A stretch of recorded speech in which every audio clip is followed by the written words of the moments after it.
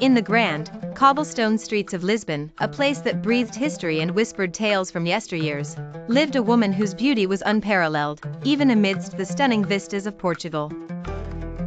Her name was Ana, and she was more than just a beautiful lady, she embodied the spirit and warmth of the Portuguese people. With her expressive hazel eyes and an easygoing smile that welcomed the world, she was an avid explorer of her country's hidden gems. Ana's story began in the vibrant Alfama district, where the soulful strains of fado music echoed off pastel-colored buildings. Unlike tourists who rushed to capture the famous landmarks, Ana was drawn to the less trodden paths, seeking stories embedded in the quaint alleys and quiet cafes. One morning, the sun lazily peeking over the Tejo River, Ana decided to leave behind the humdrum of city life and explore the smaller wonders of her country. Her first stop was the lush forests of Sintra, where magical palaces and quiet sanctuaries whispered secrets of bygone eras. As she meandered through the moss-covered ruins of an ancient monastery, she felt a connection to the explorers of the past who had sought knowledge and adventure.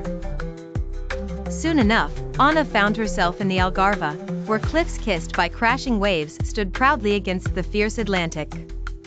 Here, hidden beaches with golden sands awaited, accessible only by those with a spirit of adventure.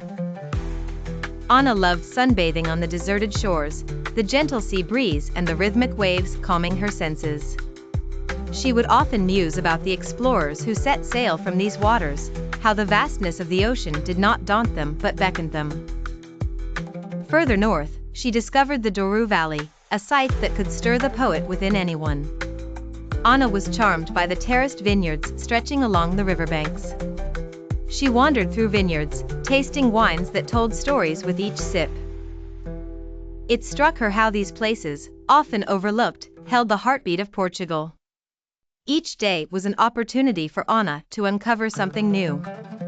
In small villages like Abidos, with its medieval walls and bright flowers adorning whitewashed houses, she found a peaceful resilience in the locals.